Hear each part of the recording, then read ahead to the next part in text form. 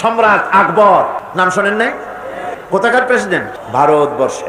কত বড় নাম করা ব্যক্তি, দ্বীন ইলাহি চালু করলো, তার নামে আল্লাহু আকবার চালু করলো। আল্লাহু আকবার বলতে যেন তারে বোঝানো হয়, জিল্লে ইলাহি বলে ঘোষণা করা লাগলো তাকে। তার সামনে মাথা নত করার ব্যবস্থা করে দিল, কুর্নিশের ব্যবস্থা করে দিল। হযরতে মুজাদ্দিদ আল বিসানি রাহমাতুল্লাহ আলাইহি এর বিরোধিতা করলেন। বিরোধিতা করার পরে সম্রাট জাহাঙ্গীর তার জেলের মধ্যে ঢুকাই দিল।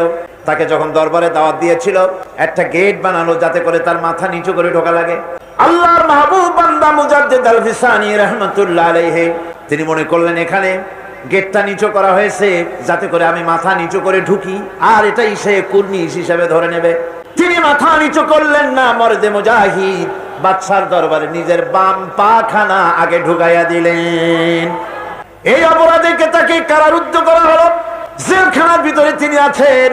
কয়েক মাস পরে জেলার সাহেব চিঠি লিখেছেন বাদশার কাছে, জাহাপানা জেল তো হয় চোরের জন্য, ডাকাতের জন্য, বদমাশদের জন্য। কারে পাঠাইলেন জেলখানায়?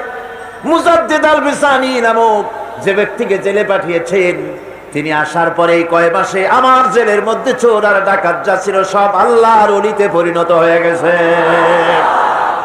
সম্রাট আকবর সেকেন্দ্রায় তার কবর রয়েছে, কেউ জিয়ারত করতে যায় না।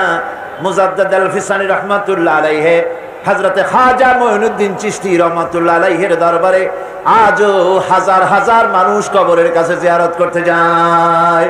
দিনদার, ইমানদার, সৎকর্মশীল হলে আল্লাহ পাক তার মুহাব্বত মানুষের দিলের মধ্যে পয়দা করে দেন।